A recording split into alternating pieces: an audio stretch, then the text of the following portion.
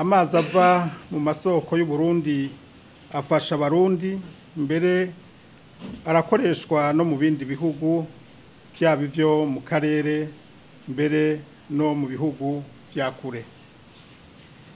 Naho bimeze gutyo ihindagurika y'ibidukikije riribonekeza mu bice bimwe bimwe by'ubuzima bw'igihugu. Iryo hindagurika rikomoka hanini ku bikorwa by'abantu nko guhonya amashamba, gutera ibiti binwa amazi menshi mu masoko, mu bubande no mu myonga, hamwe n'inyubako bidakurikije amategeko.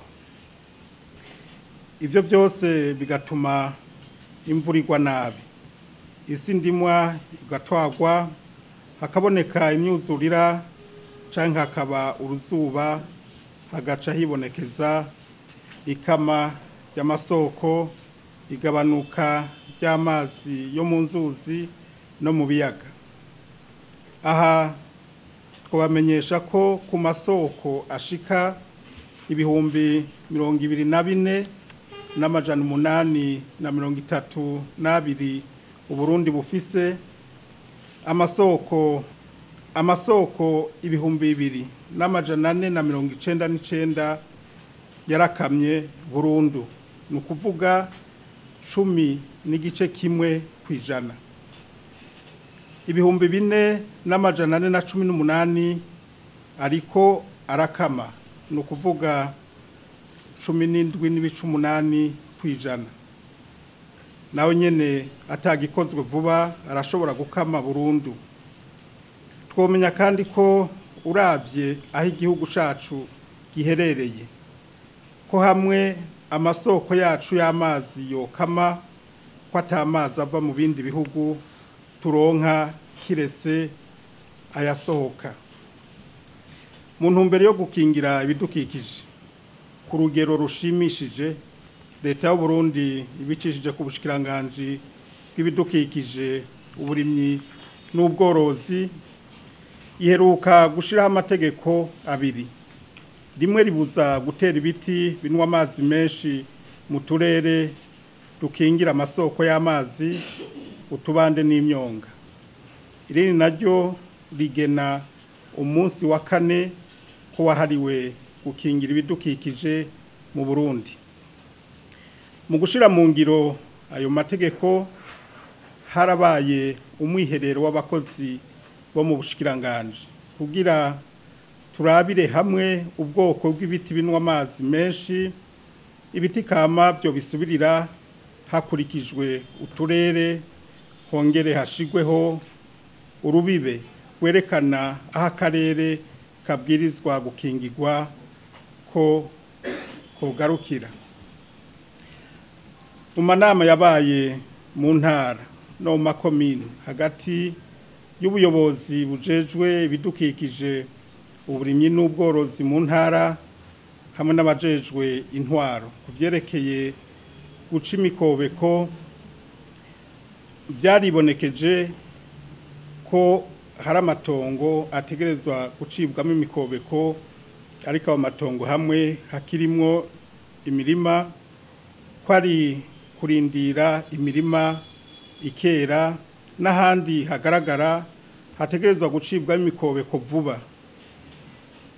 Muri izo nama nyene byarabonetse ko ibiti binwa amazi menshi mu turere dukingira amasoko y'amazi, mu tubande no mu myonga, byatanguye kurandurwa mu duce tumwe tumwe tw'igihugu, ariko bidakurikije amategeko neza hose. Twisunze ivyo vyegeranyo byose mu ntumbero yo gukora ibikorwa bitunganijwe neza no gushira mu ngiro ayo mategeko, ubushikiranganje bushizeho programme y'amezi 3 yo ku munsi wa 4 mu gihugu cose kugira dukingira ibidukikije. Muri rusangi ibyo bikorwa bizoba bigizwe hanini no guca imikobeko no kurandura ibiti binwa amazi menshi mu tubande, mu myonga no mu masoko mu gihugu cose. nguko uko ibikorwa bitegekanijwe muri aya mezi 3 yimirije.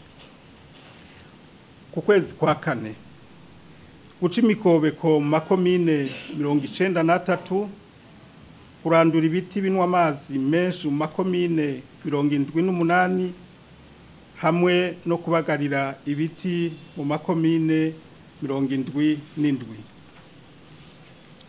Ukwezi kwa gatanu ni uguca imikobeko mu makomine 89, kurandura ibiti mu makomine 90.